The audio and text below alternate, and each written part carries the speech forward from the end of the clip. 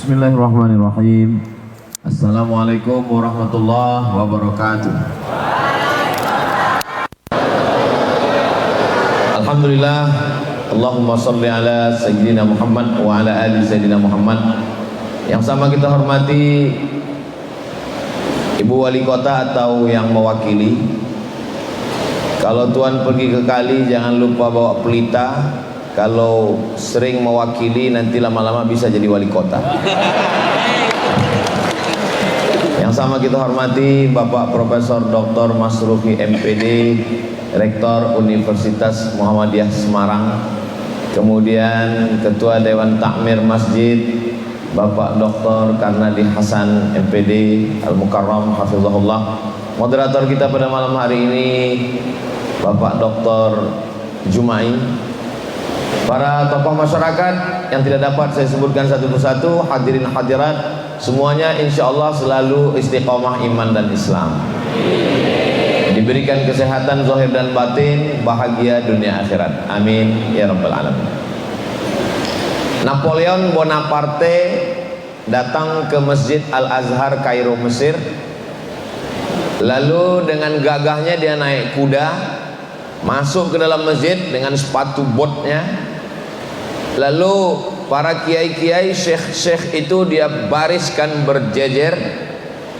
Setelah itu dia panggil stafnya untuk bawa mesin listrik. Lalu dia strum. Akhirnya para ulama itu terkaget. Apa ini? Dia mengatakan inilah peradaban baru dunia. Umat Islam yang ketika itu masih lagi tenggelam dalam perdebatan skolastik khilafiyah, akhirnya tersadar bahwa kita dalam keadaan terjajah. Maka muncullah para ulama yang membangkitkan semangat kita sebagai umat mesti bangkit, sadar halakam yurun lam ya'rif qadrahu. Yang celaka itu adalah orang yang tidak sadar bahwa dia sedang terjajah. Umat Islam tercabik-cabik di sebelah bagian utara Tunisia, Aljazair, Maroko, Mauritania itu dijajah oleh Spanyol dan sebagiannya oleh Inggris, oleh Prancis. Mesir dijajah oleh dua negara, Inggris dan Prancis. Khusus Libya dijajah oleh Itali, Mussolini. Pejuangnya yang luar biasa adalah Umar Mukhtar. Kita menonton filmnya yang diperankan oleh Anthony Quinn. Lalu kemudian Asia Tenggara, efek penjajahan itu sampai sekarang. Yang dijajah Malaysia, yang dijajah Inggris menjadi Malaysia, Singapura, Brunei Darussalam. Sedangkan yang dijajah oleh Belanda menjadi Indonesia. Maka kalau kita lihat ada satu pulau yang letaknya di atas, kalau kita tarik garis lurus, sebenarnya pulau ini masuknya ke Malaysia. Itu namanya Pulau Natuna. Ini Kalimantan, ini Sumatera, ini Malaysia. Kita tarik garis lurus, Natuna itu di atas, masuknya ke Malaysia. Tapi kalau kita pergi ke Natuna, Natuna adalah satu kabupaten di antara kabupaten yang ada di Kepulauan Riau. Kenapa? Karena batas negara itu ditetapkan berdasarkan wilayah jajahan. Jadi tercabik-cabiknya kita adalah efek dari penjajahan barat. Lalu umat Islam mulai sadar. Lahirlah para tokoh-tokoh, diantaranya Syekh Imam Muhammad Abduh yang pernah menjadi mufti Mesir, meninggal tahun 1905. Beliau pernah terusir dari Mesir, tinggal di Paris, Prancis bersama guru beliau. Itulah dia Jamaluddin Al-Afghani yang menuliskan majalah dikirim ke tempat kita berjudul Al-Urwatul Wuthqa, tali yang kuat berpegang, supaya umat ini sadar. Lalu pemikiran itu datang. Maka ketika Buya Haji Abdul Malik Karim Amrullah diberikan gelar honoris causa doktor dari Al-Azhar, presentasi beliau adalah pemikiran Syekh Imam Muhammad Abduh tentang umat kemajuan yang pemikirannya itu pengaruhnya terhadap masyarakat di Indonesia. Lalu kemudian kita yang masih terjajah ketika itu, maka lahirlah tokoh-tokoh dengan pergerakannya. Tahun 1905 Sarekat Islam, tahun 1912 Muhammadiyah, tahun 1926 Nahdlatul Ulama, 1928 Persatuan Tarbiyah Islamiyah, 30 November 1930 di Medan, Sumatera Utara lahir Al-Jam'iyatul Wasliyah. Jadi ini embrio bibit perjuangan melawan penjajahan Belanda di Indonesia. Jadi organisasi keagamaan ini jauh lebih tua daripada negara itu sendiri. Karena kita baru proklamasi, kalau Sumpah Pemudanya 28 Oktober 1928, lalu kemudian kita baru proklamasi 17 Agustus 1945, maka Sarekat Islam, kemudian Muhammadiyah, Nahdlatul Ulama, Perti, lalu Al-Jam'iyatul Wasliyah jauh lebih tua. Itu kenapa negeri ini memberikan penghargaan kepada para ulama, karena kemerdekaan ini ditolong oleh para ulama. Di antaranya Kiai Haji Ahmad Dahlan, Hadratus Syekh Hasyim Asy'ari, Syekh Sulaiman Ar-Rasuli. Merekalah yang pulang dari kota suci Makkah Al-Mukarramah tidak hanya sekedar membawa fikih, akidah, akhlak, tapi juga membawa pergerakan perlawanan melawan penjajah. Sekarang kita tidak lagi berhadapan dengan Belanda. Belanda sudah pulang ke Amsterdam, yang tinggal terong Belanda. Kita tidak lagi berhadapan dengan Jepang.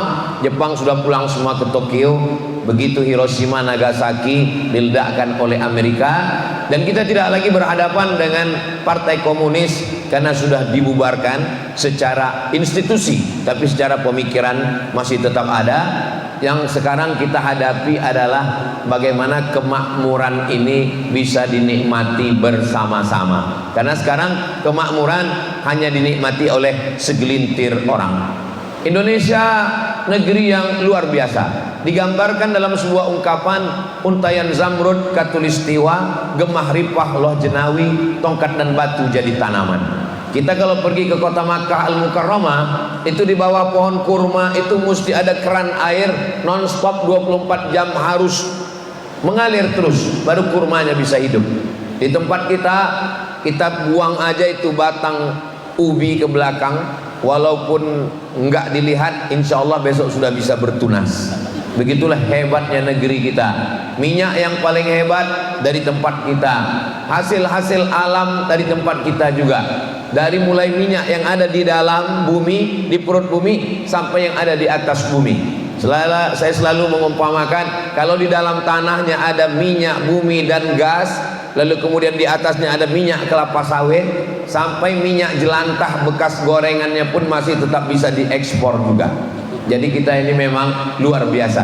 Jadi kalau masih ada fakir miskin, ada du'afa, orang susah, itu sebenarnya bukan salah alamnya, tapi salah kelola sumber daya alamnya.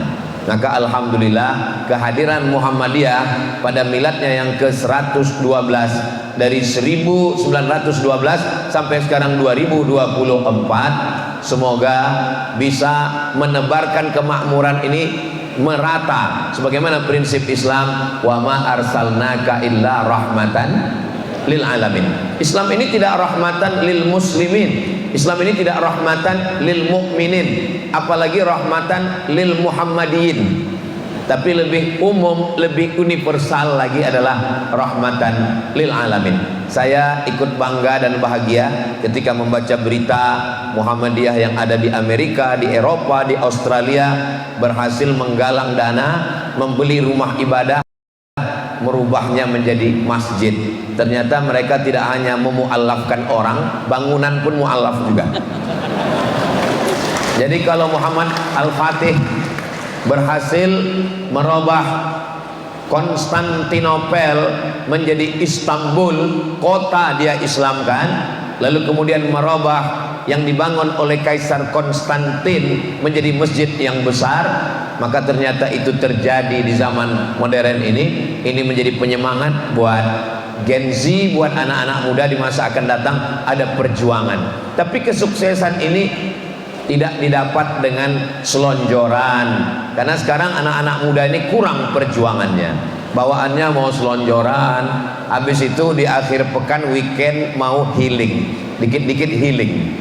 Jadi agak kurang perjuangannya. Maka saya bercerita bagaimana kita sebenarnya dari awal penjajahan sampai akhirnya proklamasi kemerdekaan pun belum juga berakhir sampai sekarang. Kita masih lagi ada perjuangan-perjuangan ke depan.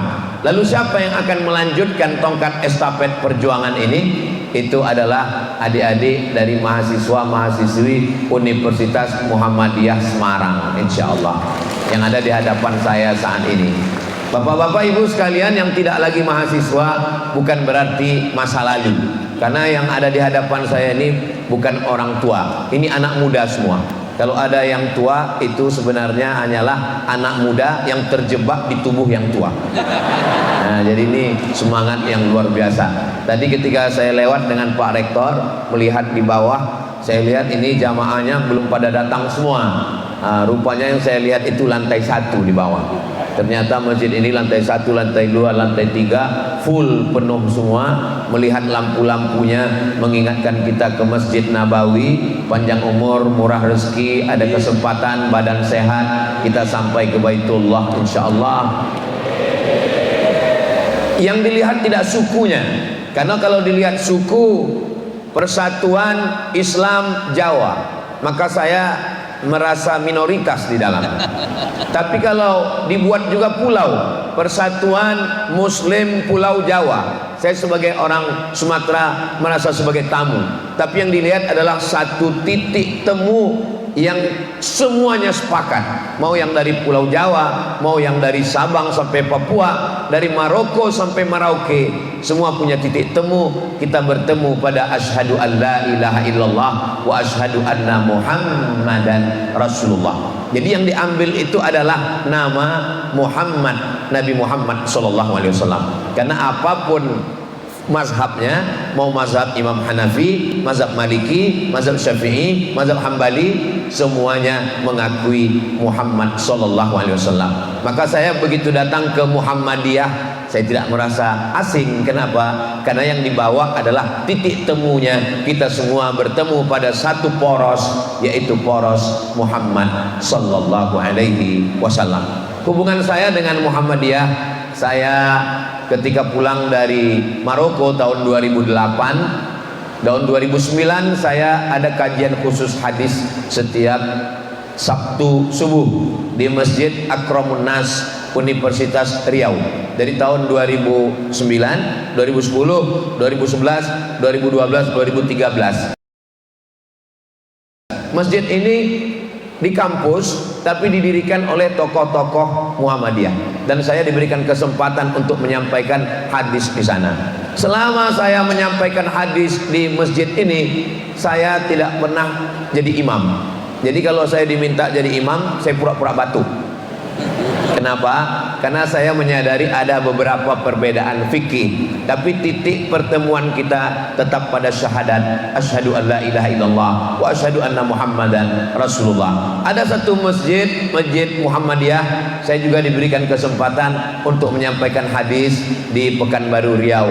Saya fokus pada hadis karena kebetulan saya belajar di Darul Hadis di Maroko, lalu kemudian melanjutkan S3-nya juga dalam bidang jurusan hadis di Universitas Omdurman Islamic University. Dan saya banyak berteman dengan sahabat-sahabat, Pak Din Samsudin, lalu kemudian Ustadz Salim dari alumni Al-Azhar jurusan tafsir, Ustadz Fahmi Salim, lalu kemudian sahabat saya rektor Universitas Muhammadiyah Riau, Ustadz Dr. Saidul Amin. Pertemanan dan persahabatan ini yang terus berlanjut, dan pada akhirnya hari ini saya datang ke Universitas Muhammadiyah Semarang. Rupanya saya sudah ditunggu dari tahun 2020.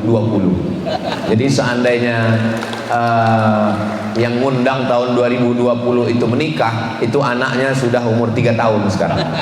Akhirnya kita bertemu. Beberapa waktu yang lalu kita ketemu di online. Saya bersama Pak Rektor ada buat kajian online, dan yang ikut serta waktu itu lebih 1.000 orang. Ternyata yang offline hari ini lebih banyak lagi.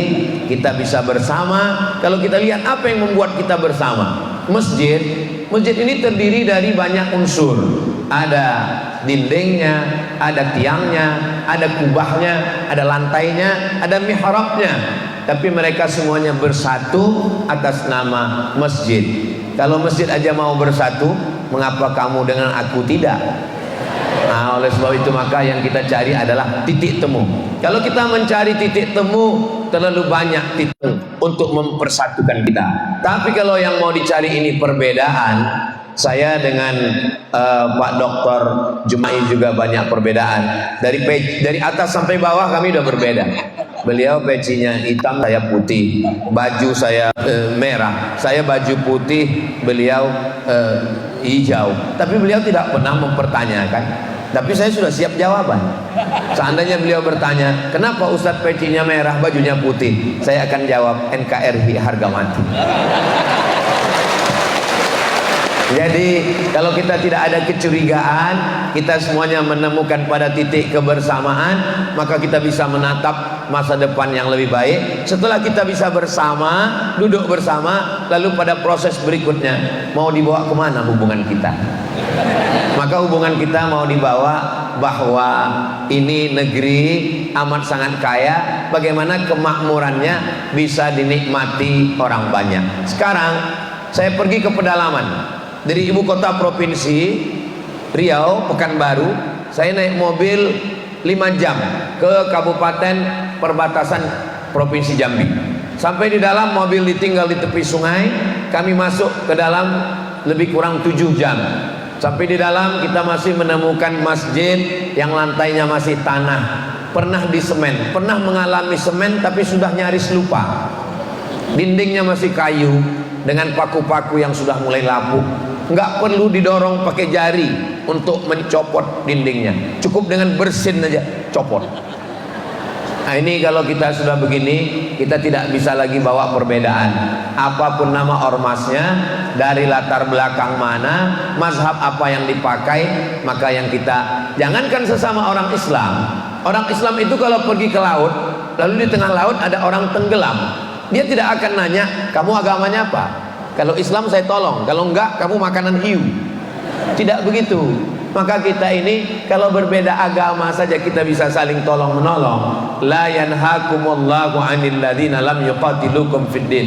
Kalau mereka tidak memerangi kamu, walam yukhrijukum min diyarikum, tidak mengusir kamu. Dua, mereka tidak memerangi kamu dan mereka tidak mengusir kamu, maka kamu boleh balas dengan dua. Antabarruhum, buat baik pada mereka, wa tuqsitu ilaihim, bersikap adillah pada mereka. Hasan baik, khair baik, jayyid baik, thayyib baik. Tapi kenapa yang dipakai Allah untuk orang yang beda agama ini? Antabarru, barru, birrul walidain. Kata Syekh Yusuf Al-Qardawi, birrul walidain dipakai untuk orang tua. Maknanya, kalau tetanggamu yang tidak Islam itu baik, maka kamu balas kebaikannya seperti kamu berbuat baik kepada orang tua kamu.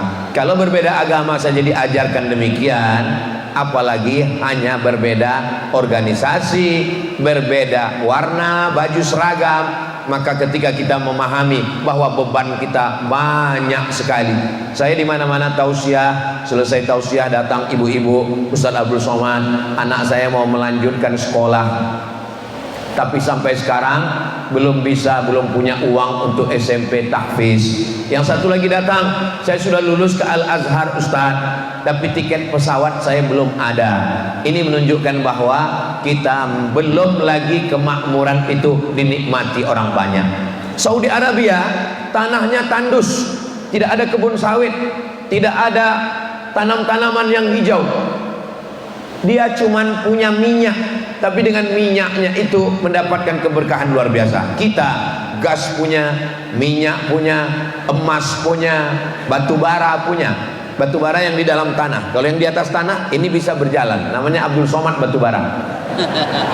Saudara yang dimuliakan Allah Subhanahu wa taala, maka perjuangan kita sesuai dengan kemampuan kita masing-masing. Kalau kita punya darah politik, maka silakanlah berjuang dengan kekuasaan.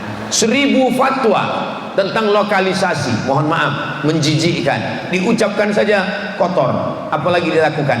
1000 fatwa mengatakan haram, haram, haram, tapi dengan satu tanda tangan kepala daerah itu amat sangat bermakna.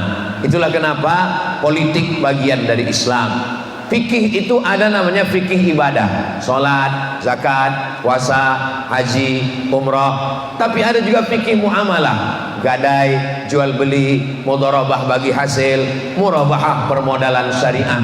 Tapi juga ada namanya fikih siasah, ditulis oleh Imam Al-Mawardi, satu kitab khusus, meninggal tahun 450 Hijrah, judulnya Al-Ahkam As-Sultaniyah, hukum hakam yang terkait dengan kekuasaan politik. Artinya apa? Umat Islam mengatur politik. Kalau kekuasaan bisa dipakai untuk membuat yang lemah menjadi kuat dan yang kuat menjadi lemah, itu adalah ucapan Abu Bakar Siddiq ketika beliau dilantik menjadi khalifah. Apa kata Abu Bakar Siddiq? Al-qawiyyu fikum dha'ifun indi. Kalau ada di antara kamu orang yang kuat, orang kaya, pejabat, dia lemah. Kenapa? Karena saya berkuasa bisa mengambil hak orang fakir miskin dari dia. Wa dha'ifu fikum qawiyyun indi. Kalau ada di antara kamu orang yang lemah, fakir miskin, anak yatim, du'afa, dia kuat. Kenapa? Saya akan mengambilkan haknya, memberikannya kepada dia. Fakir miskin tidak ngemis, tidak minta, karena ada segenggam kekuasaan yang dipakai untuk menolong agama Allah. Siapa orang yang berkuasa itu? Yang berkuasa itu adalah orang yang tunduk kepada Allah dan Rasulullah sallallahu alaihi wasallam. La tattakhidul kafirin awliya. Jangan kamu angkat orang yang ingkar kepada Allah, ingkar kepada Rasulullah sallallahu alaihi wasallam untuk mengurus urusanmu. Ulil amri, uli orang, amri urusan. Ulil amri orang-orang yang mengurus urusan kita. APBD diambil dari APBN, berapa persen yang dipakai untuk listrik pinggir jalan, berapa yang dipakai untuk masjid, berapa yang dipakai untuk pendidikan, berapa persen untuk pendidikan dasar. Maka mereka yang punya kekuasaan tanda tangan. Kita tidak tinggal di kerajaan Demak, kita tidak lagi tinggal di kerajaan Majapahit, kita tinggal di negara demokrasi. Dalam dunia demokrasi, maka siapa yang paling banyak memilih, maka dialah yang punya kekuasaan. Maka dalam dunia suara terbanyak adalah suara Tuhan. Jadi kalau ada 5 mahasiswa, 10 laki-laki, 5 10 siswa, lalu mereka menerapkan demokrasi sampai sore azan, lalu mereka mau terus main bola atau sholat pakai demokrasi. Lalu kemudian setelah di voting, yang 9 mengatakan hayya alal bola, sedangkan yang 1 mengatakan hayya alas sholah. Maka saat itu suara Tuhan adalah suara yang terbanyak. Kalau begitu yang menang adalah bola, tinggalkan sholat. Lalu orang akan mengatakan ini demokrasi jahat. Yang jahat sebenarnya bukan demokrasi, tapi orang yang mengisi demokrasi. Oke, sekarang kita balik. 10 orang, yang 9 sudah ngaji di Masjid At-Taqwa. Lalu kemudian ketika di voting, ada 10, kita voting pakai sistem demokrasi. Ini kita mau bola atau sholat?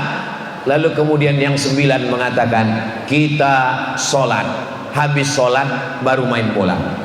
Nah, maka yang menang adalah yang sholat. Jadi yang salah bukan sistemnya, tapi yang salah itu adalah orangnya. Maka disinilah peran kita sebagai universitas, kampus, pendidikan, pondok pesantren, perjuangan kita bagaimana mencetak politisi, politikus, aktivis yang ke depan akan menjadi para pemimpin di masa akan datang. Oke, masa lalu tidak bisa kita ulang kembali. Siapapun yang mendaftar sekarang untuk dipilih pada tanggal 27 November itu tidak bisa diulang kembali. Tapi untuk 10 tahun, 20 tahun akan datang, ini di hadapan saya ini ada calon gubernur, calon menteri, calon presiden, calon direktur rumah sakit, dokter spesialis. Maka mereka inilah yang akan menjadi tongkat estafet meneruskan perjuangan dakwah di masa akan datang. Kalau dari awal ini dia sudah baik, maka insya Allah suaminya baik, istrinya baik, anaknya baik, masyarakat kecil yang baik. Kalau masyarakat kecilnya baik, masyarakat besarnya baik, maka secara sistem sosiologi suami baik, istri baik, anak baik, keluarga kecil yang baik, berkumpul beberapa keluarga kecil yang baik, menjadi masyarakat yang baik. Kalau masyarakatnya sudah baik, maka negerinya pun akan menjadi baldatun thayyibatun wa rabbun ghafur. Jadi selama belajar di Universitas Muhammadiyah Semarang, yang laki-laki Masya Allah tempatnya juga spesial, laki-laki khusus laki-laki semua, perempuan khusus perempuan semua. Kenapa dalam ajaran Islam laki-laki ini dipisah dengan perempuan? Karena laki-laki kalau terlalu sering dekat dengan perempuan akan hilang kelelakiannya. Cobalah lihat oknum artis-artis, penata tari, penata busana yang terlalu sering dekat dengan perempuan, akhirnya dia pun lupa dirinya laki-laki apa perempuan. Yang awalnya tegas, kesini sebentar, begitu sudah berapa lama? Sebentar ya. Nah, jadi kalau ada orang mengatakan kenapa dalam pendidikan Islam itu dipisah laki-laki dan perempuan untuk mempertajam instingnya. Saya pergi ke rumah makan, makanan begitu banyak, enak-enak semua. Ternyata orang yang bekerja di rumah makan itu di belakang di dapur dia cuma makan nasi dengan tahu, tempe. Pas ditanya kenapa? Kami ini udah tiap hari ngurus makanan sampai kehilangan selera makan. Ada yang lebih berbahaya, orang yang setiap hari ngurus perempuan sampai akhirnya hilang selera terhadap perempuan. Itu maka dalam pendidikan ini amat sangat penting. Kenapa perempuan dalam Islam itu ditutup? Kita pergi di pinggir jalan, nggak usah jauh-jauh di pinggir jalan. Yang ada di hadapan saya ini sekarang, walaupun adik-adik tidak melihat, ini di balik bunga yang mekar indah ini ada anggur satu piring. Anggurnya ditutup plastik, sudah dibuka oleh panitia. Kalau ada anggur, apel, melon, semangka di pinggir jalan sudah dibelah, mengering, dikerubungi lalat. Sementara ada yang di dalam mall, di dalam kaca, pasti kita akan mencari yang tertutup. Begitulah perempuan yang tertutup. Ini yang di hadapan saya ini adalah gadis-gadis yang sedang disimpan dalam etalase semua. Sedangkan yang dipajang di pinggir jalan, maka harganya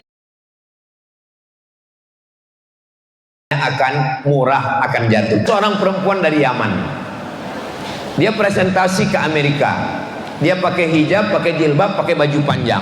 Lalu kemudian orang di Amerika ngejek dia. Kata orang di Amerika, lambang peradaban itu adalah ketika berani membuka diri, termasuk membuka pakaian. Kalau kamu berani membuka rambut kamu, membuka sebagian tubuh kamu, kamu adalah orang yang maju. Maka perempuan Yaman ini tersenyum. Kalau standar kemajuan dari terbuka, maka yang paling maju adalah monyet, karena dia terbuka semuanya. Nah, jadi kalau ada yang di luar sana tersinggung mendengar tausiah saya, kunci mendengar tausiah saya satu, jangan tersinggung, karena beberapa orang tersinggung meninggal. Saudaraku yang dimuliakan Allah Subhanahu wa taala, di mana pendidikan ini berawal, puncak dari pendidikan adalah universitas. Dalam Islam yang namanya masjid, ada sholat Jumatnya namanya jami'. Maka disebut dengan takmir masjid at-taqwa, masjid jami'. Jami' ada sholat Jumatnya. Universitas bahasa Arabnya jami'ah, tinggal menambah ta marbutah. Maksudnya apa? Dari masjid menjadi universitas. Makanya amat sangat mengherankan kalau ada universitas nggak punya masjid. Karena dalam Islam universitas itu berawal dari masjid. Masjid Al-Azhar. Masjid Al-Azhar ini didirikan oleh Jauhar As-Siqilli. Siqilli satu daerah di Andalusia namanya Sisilia. Kalau saya sebut Andalusia, ada juga mahasiswa yang nggak tahu. Andalusia itu di mana Pak Ustaz? Real Madrid, Barcelona. Oh ya, tahu-tahu. Andalusia Spanyol. Lalu kemudian Salahuddin Al-Ayyubi merubah masjid ini 1 tahun dikosongkan, nggak boleh ada kegiatan, untuk merubah supaya Syiah Fatimiyah keluar. Setelah itu barulah menjadi Masjid Ahlus Sunnah wal Jamaah. Perjuangan Salahuddin Al-Ayyubi di Tunisia, Masjid Zaitunah. Masjid Zaitunah berubah menjadi universitas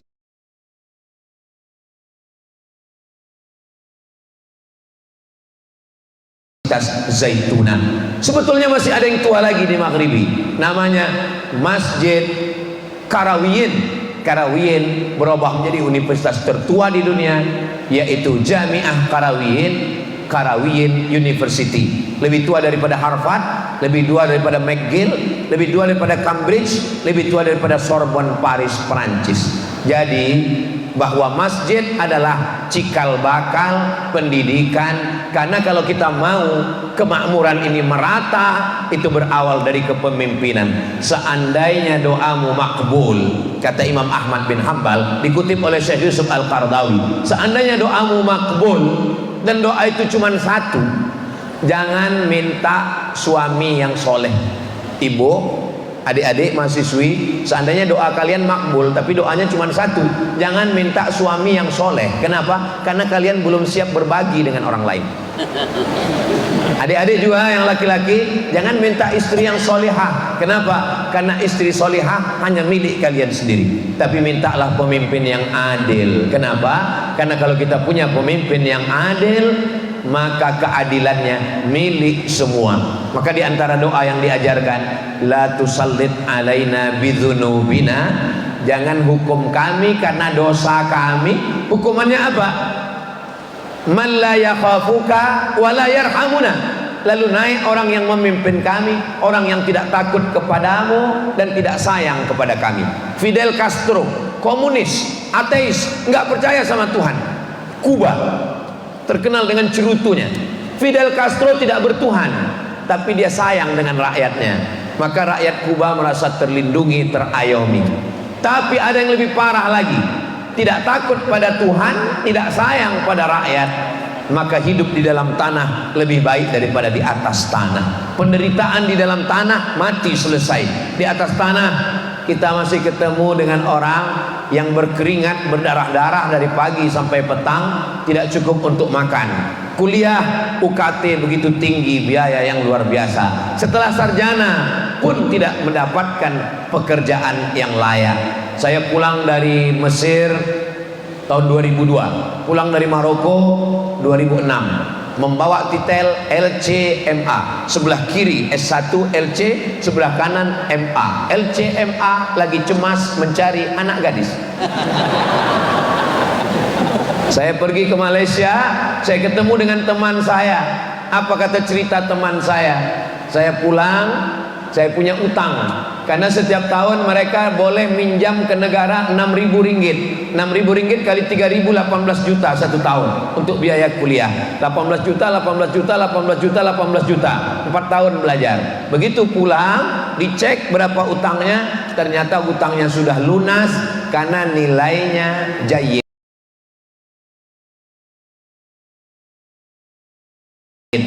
Jayyid, good. Jayyid jiddan, very good. Mumtaz, excellent. Ustaz Somad, nilai saya juga jayyid. Ustaz pulang nggak ngecek utang, memang nggak ada pinjaman sama sekali, memang nggak pernah diberi pinjaman. Apa yang mau dibayar? 4 tahun saya belajar di Al-Azhar Kairo Mesir. Beasiswa saya murni dari Al-Azhar, 162 pon, 50 pon sewa rumah, 50 pon untuk makan, 20 pon beli buku, 20 pon ongkos angkot, 20 pon simpan di buku. Mana tahu sakit perut, mencret, pening kepala, demam. 4 tahun tidak pernah minta uang ke kampung. Orang tua saya alhamdulillah mampu, sebatang dua batang ada pohon sawit. Tapi untuk meminta saya tidak mau. Saya mau merasakan pendidikan, berdikari. Akhirnya hari ini saya bisa bicara kepada adik-adik mahasiswa, kalian belajar. Makanya ketika ada mahasiswa yang nanya ke saya, Ustadz, beri saya motivasi, saya sekarang lagi galau, kurang semangat belajar. Saya bilang mudah aja, kasih tahu sama ayah ibu di rumah, jangan kirim belanja 4 tahun, insya Allah semangat. Gimana? Siap? Saya mulai belajar di Al-Azhar bulan September tanggal 5 tahun 1998. Saya selesai bulan Juli tahun 2002. Jadi S1 saya selesaikan 3 tahun 10 bulan. Pakai buku bahasa Arab, yang ngajar orang Arab di Arab. 4 bulan saya nggak, 4 tahun saya nggak pernah pulang. Sekalipun saya nggak pernah pulang. Bukan karena serius, tiket mahal. Makanya saya kalau ketemu dengan mahasiswa, ketika ditanya, kamu semester berapa? Semester berapa? 4. Kok nggak sesuai sama mukanya? 14 Pak Ustaz. Kenapa bisa begini? Apa yang terjadi? Saya setelah selesai S1 selalu mencari info di internet. Saya pemburu beasiswa. Lalu selama Ustaz belajar itu, tambahan biaya makannya dari mana? Musim haji kami naik kapal laut 3 hari 3 malam menyeberang Laut Merah. Dari terusan Suez sampailah kami ke Jeddah. Di Jeddah bekerja. Berbagai macam pekerjaan dilakukan. Untuk apa? Untuk mencari sesuap nasi dan segenggam berlian. Untuk belajar supaya tidak minta ke kampung, minta kepada orang tua. Apa pengalaman Ustadz selama bekerja melayani ibadah jamaah melaksanakan haji? Bapak haji dan ibu hajah yang dilepas dari kampung dengan zikir dan doa, dengan wibawanya, itu ketika sampai di tanah suci seperti kuda lepas kandang. Saya menyambut di airport, selamat datang Bapak. Di zaman saya itu koper, semua koper itu tidak dibawa langsung oleh jamaah, tapi ada aturan baru, kopernya langsung ke bis, dari bis nanti langsung diterima di hotel.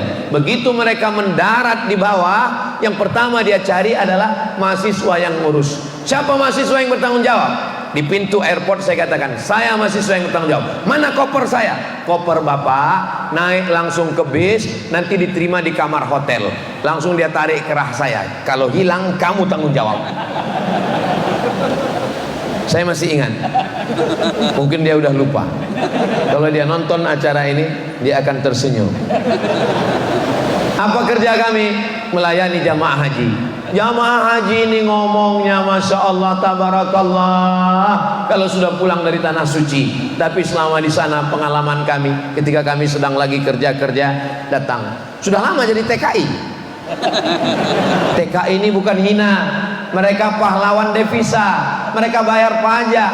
Tapi saya nggak ngomong gitu karena masih mahasiswa, masih takut. Sudah lama jadi TKI. Saya mahasiswa Pak. Di mana belajarnya? Di Maroko. Belajar apa? Belajar Islam. Kayak nggak ada aja orang Islam di Indonesia. Belajar apa di sana? Belajar Islam. Ngapain jauh-jauh ke Maroko? Saya S2 Pak. Kayak nggak ada S2 aja di Riau. Saya bilang ada Pak. Cuman biayanya 1 semester 7,5 juta. Sidang terbuka 10, tertutup 15. Buka tutup 25. Saya ini pemburu yang gratis. Di mana tadi kamu belajar? Di Maroko Pak. Maroko itu dekat dari Maroke. Jadi adik-adik sekalian, maka gantungkan cita-cita setinggi bintang di langit, tapi yakinlah kakimu masih nginjak bumi. Artinya apa? Pulang ke kampung halaman. Ini negeri kita. Baldatun thayyibatun wa rabbun ghafur. Ustadz dulu ketika kuliah apa yang Ustadz pikirkan? Yang saya pikirkan simpel aja. S1, S2, S3, saya punya ijazah. Nanti saya ngelamar jadi dosen di Malaysia, Brunei Darussalam. Saya ngajar, punya mobil, punya rumah, liburan, selesai. Tapi ternyata setelah tamat, hidup tidak sesederhana itu, Besti. Kalau saya cuman di kampus, lalu yang berdakwah ke pedalaman, masih ada yang nyembah pohon kayu, nyembah batu, nyembah hantu. Lalu bagaimana dengan anak yatim, fakir miskin? Maka saya tetap ngajar di kampus. 6 bulan sekali saya tetap memberi kuliah umum di University Islam Sultan Syarif Ali Brunei Darussalam, di University Malaysia Sabah, di University Islam Malaka Unimel. Karena perjanjian saya kontrak 2 tahun, setiap 6 bulan sekali. Saya nggak sanggup masuk kelas, saya beri untuk kuliah umum. Lalu kemudian di beberapa kampus saya ingin ketemu dengan mahasiswa-mahasiswa, supaya saya nanti kalau mereka jadi orang, jadi manusia, orang hebat, mereka pernah kenal. Walaupun saya bukan dosen mereka, tapi pernah memberikan kuliah kepada mereka. Dan saya ucapkan terima kasih ke Universitas Muhammadiyah Semarang yang sudah mempertemukan saya dengan Bapak Ibu sekalian. Saya yakin dan percaya nanti akan ada dokter spesialis punya kenangan terindah yang malam ini belajar 20 tahun akan datang, mereka akan menjadi pejabat, menteri kesehatan, kepala dinas, kepala badan, kepala kantor. Istrinya akan bertanya, kamu kuliah di mana dulu? Universitas Muhammadiyah Semarang. Selama kamu kuliah itu apa yang paling berkesan? Yang paling berkesan ketika itu ada satu penceramah di masjid kami. Siapa namanya? Almarhum Abdul Somad. Pada akhirnya hidup hanyalah sepotong kenangan, maka tinggalkanlah kenangan yang baik. Saya ingin menjadi kenangan yang baik pertemuan kita malam ini. Kalau nanti sudah jadi orang, maka jangan hanya menikmati alam yang indah ini untuk diri sendiri. Timah kita, emas kita,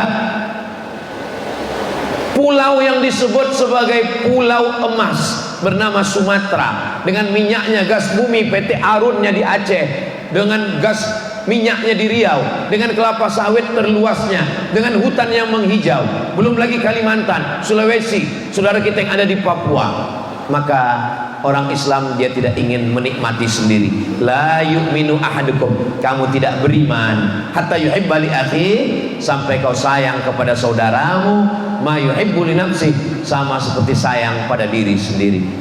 Orang beriman kalau dia makan, dia tidak sedang ingat dirinya saja. Apakah saudara saya juga merasakan hal yang sama lewat di tenggorokan saya? Kalau ada orang Islam pergi ke Makkah bolak-balik, hajinya sampai berkali-kali, tapi ternyata tetangganya masih ada yang belum makan, anak nggak bisa ikut ujian karena tertunggak bayar uang sekolah, mati lampunya karena tokennya habis, nggak bisa beli paket, maka sesungguhnya kata Nabi, laisa bil mu'min, dia tidak diakui sebagai orang beriman. Siapa dia? Yabitu sab'anan, tidur dalam keadaan pulas, lelap, wajaruhu ila jambihi ja'i'un, tetangga di samping rumahnya kelaparan. Alhamdulillah kita berada di tempat yang nyaman, masjidnya indah, cantik, bangunan luar biasa, bisa berkumpul dengan para profesor, guru besar, tokoh masyarakat. Tapi nun di pinggir kota masih ada saudara kita yang mengumpulkan kardus, kertas hanya untuk mencari sesuap nasi. Saya dengan segala keterbatasan saya, hanya seorang guru ngaji, hanya bisa memberikan beasiswa 25 orang 1 tahun untuk SMP, kelas 1 25, kelas 2 25, kelas 3 25, SMA kelas 1 25, kelas 2 25, kelas 3 25, laki-laki 25, perempuan 25. Jadi 150 perempuan, 150 laki-laki. Tapi kalau adik-adik berhasil jadi dokter spesialis, orang kaya, saya heran juga kalau anak-anak kecil ditanya, kamu mau jadi apa? Seringkali jawab jadi dokter. Dulu saya sangka jadi dokter itu karena ikut-ikutan temannya. Sekarang saya baru paham kenapa anak-anak itu kalau ditanya mau jadi apa? Jadi dokter. Ternyata dokter itu senternya kecil aja, beda sama senter jaga malam. Jaga malam senternya gede, baterainya 6, nyala dari jam 6 sore sampai jam 6 pagi. Dokter senternya kecil, baterainya 1, tapi hasil duitnya buka mulut 10. Banyak pasien yang takut tutup mulut. Kenapa? Karena dia khawatir buka bayar, tutup bayar lagi. Martil, mohon maaf, tukang jangan tersinggung. Tukang bawa martil yang kerja harian paling tinggi kalau di Sumatera 100-250 ribu, itu paling tinggi sudah. Tapi dokter martilnya kecil aja, pukul lutut 20 juta, lutut kiri, lutut kanan. Pantesan anak-anak ketika ditanya mau jadi apa, mau jadi dokter, nggak perlu ngomong banyak dan tulisan nggak perlu bagus.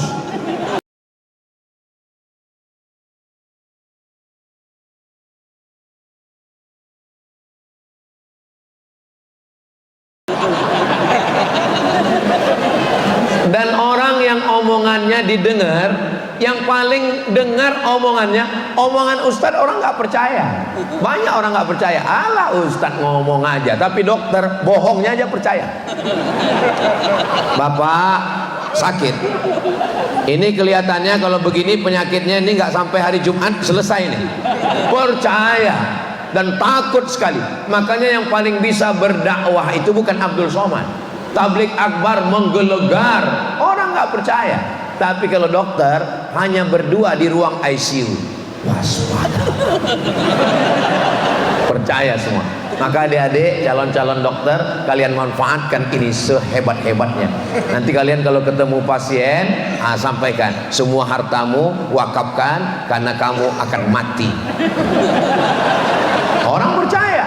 Saudara yang dimuliakan, supaya apa? Supaya ini dinikmati orang banyak. Alhamdulillah, di usianya yang ke-112, lebih 1 abad, tanah wakaf terbesar di dunia adalah tanah wakaf Muhammadiyah. Ustaz tahu dari mana? Saya kan nonton videonya. Kalau adik-adik belum ada dapat, nanti saya share tentang tanah wakaf yang begitu luas. Kenapa? Karena dikelola dengan manajemen berjamaah. Sendiri, individu, nggak bisa buat apa-apa. Islam ini tidak bisa berjalan one man show. Nabi Muhammad SAW ada orang tua yang bijaksana, Abu Bakar Siddiq. Ada anak muda yang cerdas, Ali bin Abi Thalib. Ada anak muda yang kaya, Utsman bin Affan. Ada anak muda yang bertenaga berotot, Umar bin Khattab. Ada perempuan yang kaya, Khadijah. Ada perempuan yang cerdas, Aisyah. Jadi kita hari ini sedang mengukur diri kita. Coba kita renung. Oh, saya ini tua bijaksana, Abu Bakar. Saya ini anak muda cerdas brilian, IQ tinggi, IP 4, Sayyidina Ali. Saya nggak terlalu cerdas tapi bertenaga, Umar. Saya ini kaya raya, Utsman. Kaya enggak, bijaksana enggak, cerdas juga enggak, dermawan juga enggak, Abu Lahab. Apa yang bisa kita bawa? Apa yang bisa kontribusi kita ke negeri ini? Kalau kita sudah dipakai Allah, innallaha idza ahabba abadan ista'malahu. Allah kalau sayang kepada seorang hamba, maka dia pakai hamba itu untuk menolong agamanya. Kamu sekolah di mana? Saya di Fakultas Usuluddin, penghuni surga. Kamu di fakultas apa? Saya Fakultas Syariah, Ahlul Jannah. Kamu fakultas apa? Saya Fakultas Sains Teknologi, neraka jahanam. Padahal ilmu kedokteran, ilmu sains, teknologi, pengobatan, ini semua datang dari Allah Subhanahu wa taala. Pakailah kemampuan itu. Kalau sudah dipakai Allah, menjadi dokter, menjadi teknisi, menjadi hakim, menjadi pengacara, pakai itu untuk menolong agama Allah. Supaya apa? Supaya kemakmuran ini bisa dinikmati orang banyak, tidak hanya segelintir orang. Negeri yang besar ini ternyata hanya dikuasai hanya beberapa person, konglomerasi, sentralisasi. Padahal kita mau dia merata. Kalaupun kaya dengan miskin tetap ada. Sunnatullah, ada fakir, ada miskin. Tapi jangan sampai jurangnya itu begitu jauh. Sekaya apapun kita, visi misi kita tetap ada pada pendidikan, sosial, dan dakwah. Kalau saya perhatikan sebagai orang yang dari luar melihat Muhammadiyah, panti-panti asuhan. Berapa kali saya tausiah di panti asuhan Muhammadiyah, sosial, pendidikan dari mulai universitas sampai TK sampai RA, Muhammadiyah konsen di pendidikan, sosial, pendidikan, dan dakwah yang mengirim dai-dai ke pedalaman, ke hutan, ke desa, ke gunung. Maka yang tiga inilah yang kita tinggalkan. Saya ini dokter spesialis Pak Ustadz, saya nggak bisa buat panti, saya nggak bisa berdakwah. Kita serahkan kepada orang lain, tapi support dananya kita dengan yang kita miliki. Ma la yudraku kulluh, la yutraku kulluh. Kalau nggak bisa buat semuanya, jangan tinggalkan semuanya. Nggak bisa bangun satu masjid, jangan tinggalkan satu masjid. 2-3 sak semen, batu bata, batu kerikil, nggak semuanya mesti tampil ke depan. Tiang yang kokoh ini, yang kuat itu bukan keramik, justru keramik itu yang paling lemah. Tiang ini yang paling kuat adalah besi di dalam. Besi di dalam itulah yang paling kuat penyangganya. Tapi besi tidak pernah menampilkan keluar. Kalau ada masjid yang besinya keluar, itu masjid belum selesai. Kata besi biar saya di dalam. Kata semen biar saya di dalam. Kata kerikil biar saya di dalam. Hai keramik, kamu yang paling tipis, kamu yang paling murah, kamu yang paling tidak berdaya, tapi untuk acara ini biarlah kamu yang tampil keluar. Keramik yang di luar. Begitu juga dengan masjid. Kalau saya berdiri di hotel sana, buka jendela, yang saya lihat adalah kubah masjid. Kubah yang terakhir dipasang di atas. Padahal pondasi yang sangat kuat adalah pondasi yang dicor, tiang yang ditanam, dipukul ke dalam, setelah itu baru dibuat pondasi dasar. Itu di dalam. Dia tidak pernah muncul ke depan. Ketika berhadapan dengan orang, yang kelihatan ini sejengkal ke atas, sejengkal ke samping. Wajah yang paling lemah. Lalu apa yang paling kuat dalam diri kita? Jantung dalam diri berdegup, berdetak. Makanya orang ketika meninggal ditanya, Bapak Anu yang kemarin datang pengajian mana? Meninggal. Kenapa? Serangan jantung. Tapi jantung tidak pernah tampil ke depan. Bayangkan kalau jantung transparan. Apa yang terjadi dengan kita? Artinya apa? Kamu kuat bukan karena tampil ke depan. Kamu kuat bukan karena kamu striker, tapi ada back di belakang, ada pemain cadangan yang sudah siap, dan ada kiper yang selalu menjaga gawang. Jadi kalau kita solid begini, kita nggak saling menyalahkan. Para profesor, guru besar, para dokter, aktivis tidak mengatakan apa itu Abdul Somad, cuman ceramah, ngomong. Ya ceramah itu ngomong. Memang ada orang yang nggak boleh ngomong. Siapa itu? Tukang nggak boleh ngomong. Karena saya perhatikan kalau tukang ngomong kerjanya berhenti. Tapi ada orang yang memang wajib ngomong.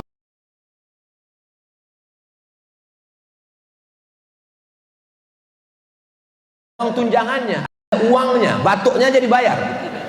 Ada uang tunjangannya, ada mobil dinasnya, ada uang listriknya, rumah dinas, mobil dinas, istri dinas. Hanya untuk ngomong 5 tahun. Maka kalau ada di parlemen dia nggak ngomong, tidur, dia makan duit haram. Minta ampunnya kalau dia DPRD kabupaten kota, dia minta maafnya ke satu kabupaten. Kalau DPR RI satu Indonesia, dia akan mencari di padang mahsyar. Inilah orang-orang yang dikatakan Nabi, ya'ti yaumal qiyamah, nanti ada orang yang datang menghadap Allah pada hari kiamat. Apa? Pahala sholatnya banyak, puasanya banyak, hajinya banyak, zakatnya banyak, sedekahnya banyak, tapi ternyata amalnya itu habis. Kenapa? Karena diambil oleh orang-orang yang dia aniaya, yang dia zolimi, anak yatim, fakir miskin, du'afa, janda-janda, yang tua-tua saja. Yang muda bisa buka usaha, Bapak Ibu di kampus bisa buka, dosen-dosen training for trainer. Apa yang bisa kita lakukan? Oh, ini dia nyuci, mohon maaf, dari rumah ke rumah. Bisa dibukakan kursus laundry kecil-kecilan. Lalu dimintakan ke Basnas, Badan Amil Zakat Nasional, untuk modalnya. Orang nggak mau bayar zakat dengan kekuasaan politik. Pegawai, kantor, dinas, BUMD, BUMN, zakat potong atas. Bisa. Siapa yang nggak bisa? Dengan kekuasaan di ujung jari, di ujung tangan. Itulah pentingnya memilih orang-orang dan mempersiapkan orang. Kampus Universitas Muhammadiyah Semarang mempersiapkan, bukan hanya mempersiapkan tenaga medis, dokter, bukan hanya mempersiapkan dokter spesialis, tapi juga mempersiapkan calon pemimpin masa depan supaya kemakmuran ini merata,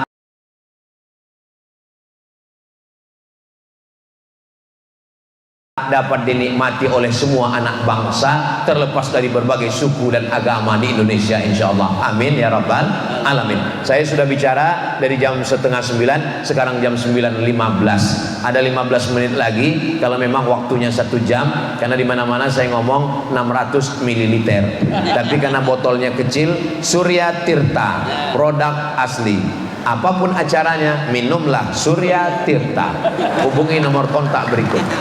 Membangkitkan ekonomi umat. Saya kembalikan ke moderator. Terima kasih. Wassalamualaikum warahmatullahi wabarakatuh. Waalaikumsalam warahmatullahi wabarakatuh. Berikan aplaus buat beliau.